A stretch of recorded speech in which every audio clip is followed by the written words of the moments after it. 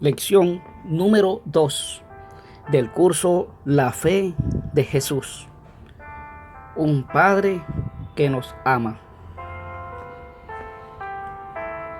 La primera pregunta dice: ¿cuántos dioses hay?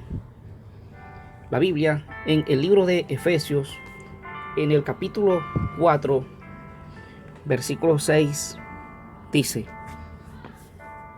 un Dios y Padre de todos, el cual es sobre todos y por todos y en todos.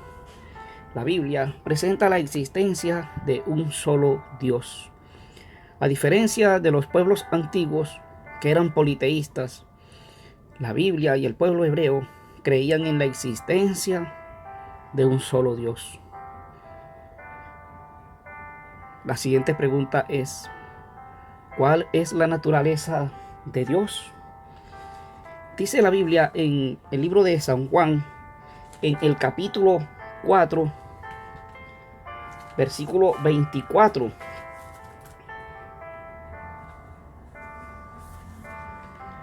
Dios es espíritu, y los que le adoran en espíritu y en verdad es necesario que adoren. La primera parte del texto dice: Dios es espíritu. Dios no es de carne y hueso, no es de yeso, no es de madera, no es de piedra, es un espíritu. Por esa razón no podemos verle, pero podemos sentirle, así como sentimos el frío, el calor. Ahora, la siguiente pregunta es: ¿cuáles son las personas de la Trinidad? Dice la Biblia en la segunda carta a los Corintios, en el capítulo 13, versículo 14: la gracia del Señor Jesucristo, el amor de Dios y la comunión del Espíritu Santo sea con todos vosotros. Amén. La Biblia presenta la existencia de una Trinidad: el Padre, el Hijo y el Espíritu Santo. El pasaje dice: la gracia del Señor Jesucristo, 1. El amor de Dios, 2. Y la comunión del Espíritu Santo, 3. Hay muchos otros pasajes que nos presentan la existencia de tres seres. Uno de ellos, por ejemplo, aparece en el libro de Mateo, en el capítulo 4, cuando Jesús se bautizó. Dice la Biblia que Dios el Padre habló desde el cielo y dijo: este es mi Hijo amado, en quien tengo complacencia. Jesús, que estaba en el agua, y el Espíritu Santo, que descendía en forma de paloma. Ahora podemos preguntarnos: ¿cómo es el carácter de Dios? Dice la Biblia en Primera de Juan, en el capítulo 4, versículo 8: el que no ama no ha conocido a Dios, porque Dios es amor. ¿Te has preguntado cómo es el carácter de Dios? La Biblia dice que Dios es amor, un amor inmenso, un amor incomprensible, un amor tan grande por ti y por mí, que estuvo dispuesto a entregar a Jesús, y Jesús estuvo dispuesto a entregar su vida por ti y por mí. ¿Cómo nos considera Dios? Dice la Biblia en la primera carta de San Juan, en el capítulo 3, versículos 1 y 2: mirad cuál amor nos ha dado el Padre, para que seamos llamados hijos de Dios. Por esto el mundo no nos conoce, porque no le conoció a Él. Amados, ahora somos hijos de Dios, y aún no se ha manifestado lo que hemos de ser, pero sabemos que cuando Él se manifieste, seremos semejantes a Él, porque le veremos tal como Él es. ¿Cómo nos considera Dios? Como sus hijos. Mirad cuál amor nos ha dado el Padre para que seamos llamados hijos de Dios. Amados, ahora somos hijos de Dios. Tú eres un hijo, tú eres una hija. Yo soy un hijo de Dios.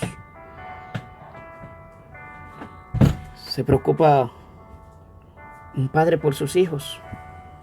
Claro que se preocupa un padre por sus hijos. ¿Qué no haría un padre por tener bien a sus hijos?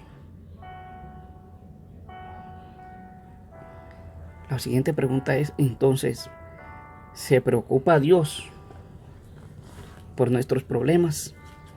¿Se preocupa Dios por tus problemas, por mis problemas?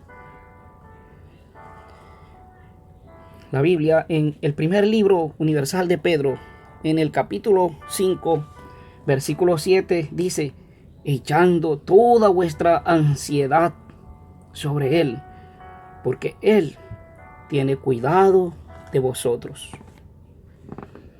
¿Se preocupa un padre por sus hijos? Sí. Dios tiene cuidado de ti. Dios tiene cuidado de mí. Se preocupa por tus problemas, por mis problemas. Se preocupa por tu salud, por mi salud. Cuando estamos tristes, cuando sufrimos, cuando lloramos, Dios no es indiferente. Ha estado siempre allí, a tu lado, a mi lado. Nunca, nunca nos ha abandonado.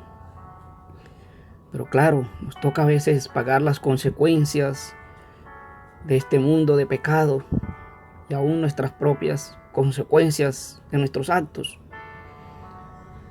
Pero siempre se ha preocupado Dios por ti. Nunca te ha abandonado. ¿Qué debemos hacer?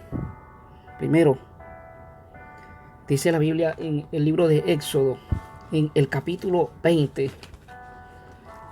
versículo 7. No tomarás el nombre del Señor tu Dios en vano, porque no dará por inocente el Señor al que tomare su nombre en vano. Debemos respetar el nombre de Dios. No debemos tomar el nombre de Dios para chistes. No debemos tomar el nombre de Dios para juegos, para burlas, para cantarlo en las canciones seculares. No debemos tomar el nombre de Dios para jurar. Y aunque otros quizás lo hagan, no quiere decir que tú o yo debemos hacerlo. Nosotros debemos respetar el nombre de Dios. ¿Qué más debemos hacer? Dice la Biblia en el libro de Hechos, en el capítulo 5, versículo 29. Respondiendo, Pedro y los apóstoles dijeron, es necesario obedecer a Dios antes que a los hombres. ¿Qué debemos hacer? Obedecer a Dios aún antes que a los hombres. Cuando alguien nos quiera decir hacer algo contrario a lo que dice la Biblia, es necesario entonces primero obedecer a Dios. ¿Qué más debemos hacer? Dice el libro de Mateo en el capítulo 6, versículo 33. Mas buscad primeramente el reino de Dios y su justicia, y todas estas cosas os serán añadidas. Buscar primero. Buscar primero el reino de Dios. Poner a Dios en primer lugar. Es importante el trabajo. Son importantes los estudios. Todo es importante. Siempre y cuando sea algo digno y sano. Algo por tu bienestar. Pero encima de todo debe estar Dios. El primer lugar en tu vida y en mi vida debe ocuparlo Dios. ¿Y qué más debemos hacer? Dice el libro de Mateo en el capítulo 22, versículo 37.